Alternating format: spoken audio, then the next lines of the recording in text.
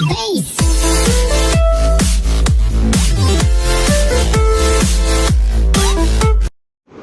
थाना महाराजगंज में 5 तारीख को एक सूचना मिली थी कि शाम में एक जो लड़का है प्रशांत मिश्रा नाम का, करीब 20 वर्ष के आसपास उसकी उम्र है, वो अपने दादा के घर से अपने घर पे निकला था और उसके बाद में फिर रास्ते में गायब हो गया।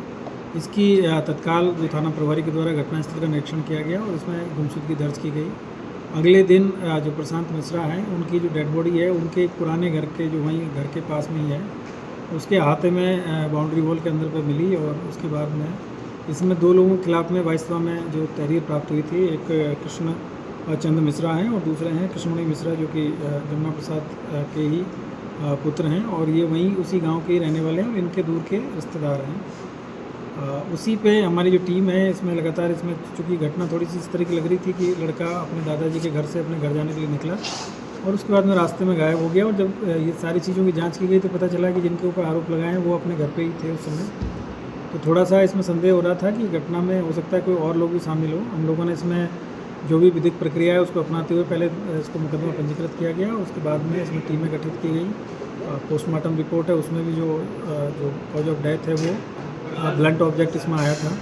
तो उसके बाद में जो जाँच पड़ताल की गई तो इसमें जो मृतक हैं प्रशांत मिश्रा, उनके जो चाचा हैं रामचंद्र मिश्रा, इनका इसमें नाम प्रकाश में आया है। और जब इनसे संदेह के आधार पर जब हमने पूछताछ किया गया तो फिर इनके द्वारा जो जुर्म है उसका इन्होंने इकबाल किया और इन्होंने ये बताया कि जो इनके जो पिताजी हैं, मतलब जो मृतक हैं उनके जो दादा हैं, उसके द्वारा जो मृतक को काफ़ी प्यार वो करते थे। तो कुछ इनको ये लग रहा था कि उनके जो दादा के नाम की जो प्रॉपर्टी है वो भी इनको मिलने वाली है। और पहले भी जो दादाजी ने, इनके जो माँ हैं, जो मृतक की माँ है, उसको कुछ ज़मीन, अपने छोटे भाई की जो ज़मीन थी, जो कि पहले इनका कोई पैसे का लेन देन था, तो उसमें इसकी माता के नाम पर ज़मीन करा दी थी।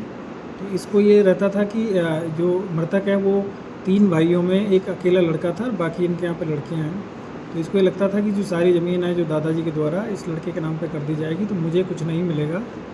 और एक ज़मीनी विवाद किसी थर्ड पर्सन से चल रहा था, जिसमें कि मृतक के पिता के द्वारा जो केस है उसको वापस ले लिया था कोर्ट से, उससे समझौता कर लिया था।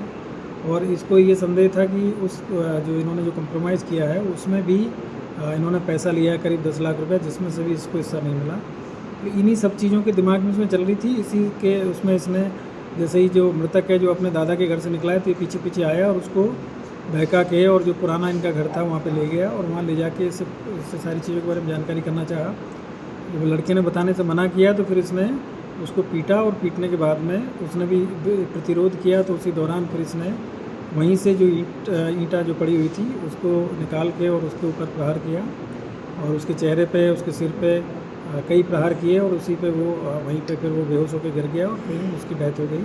और उसके बाद में ये वहाँ से जाके अपना कपड़ा वपड़ा सब ठीक किया और उसके बाद में इसने भी एक एलिबाई क्रिएट करने का प्रयास किया कि मुझे भी कोई आदमी आया था जो पीछे से मार के भाग गया, मैं उसको पहचान नहीं पाया हूँ। तो इस पर पहले संदेह नहीं किया घर वालों ने, लेकिन बाद में हम लोगों ने पूछताछ किया गया तो इसने अपनी सारी चीज़ें एक्सेप्ट की है और इस लोग को आज गिरफ्तार करके जेल भेजा जा रहा है और इसके खिलाफ विधिक कार्रवाई इसमें की। मोटो सिर्फ प्रॉपर्टी था सर?